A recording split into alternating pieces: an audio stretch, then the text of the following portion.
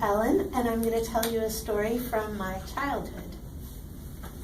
My little sister Renee was so cute. She had these really bright blue eyes and very dark, curly, shiny pigtails. She really did have a little face of an angel. I had the great privilege of sharing a bedroom with her and 3,000 of her favorite stuffed animals. They all had really clever names like Brown Ears, which was a teddy bear with brown ears, and Orange Baby was a little baby doll in orange clothes, and Turdy, a little stuffed turtle. So cute, right? She was also a giant tattletale. She liked to instigate fights.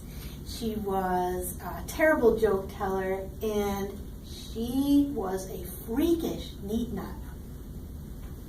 She had all of her cute little shoes lined up in a row under her perfectly made bed, and her side of the room was just impeccable, always neat, always perfect, always clean. My mother thought she was such a little angel. As neat as Renee was, I was really messy. You could not see my bed because I had books and papers and markers and flashlights and tents and all kinds of stuff all over my bed.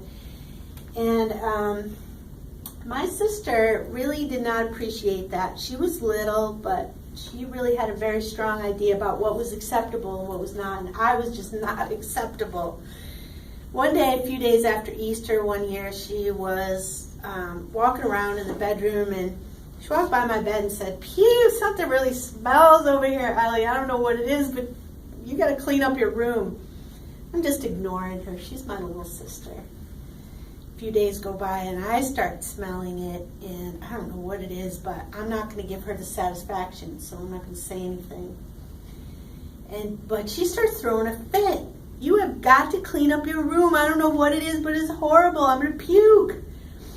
And so finally she goes and gets my mother, and she says, "Mommy, you got to clean up Ellie's side of the room because it stinks." My mother looks at me and she says, "It does kind of stink. I don't know what's going on, but we better clean it up." So she's throwing my stuff everywhere, trying to find the smell, and eventually she finds this moldy old hard-boiled egg left over from Easter under my bed, and it really was putrid. So I apologized, whatever. My sister was sitting on her bed just like fumes coming out of her head, you know. And thanks. So my sister asked for a roll of tape. So she gets this masking tape and she tapes it up on the wall all the way across about the middle of the room, up as far as she can reach on the other side. She said, "From now on, you cannot step over this line. This is my side of the room, that's your side of the room. Don't even put your toe on that line." Well, I couldn't resist, of course, so I put my toe on the line, right? And then I took this big step over the line, and then I'm jumping back and forth, ha ha ha ha, so much for your stupid line. And I was kind of mean. Then her face changed, and she looked really different to me all of a sudden. Her face flushed kind of red, and she put her hands on her hips and she said, "Stop."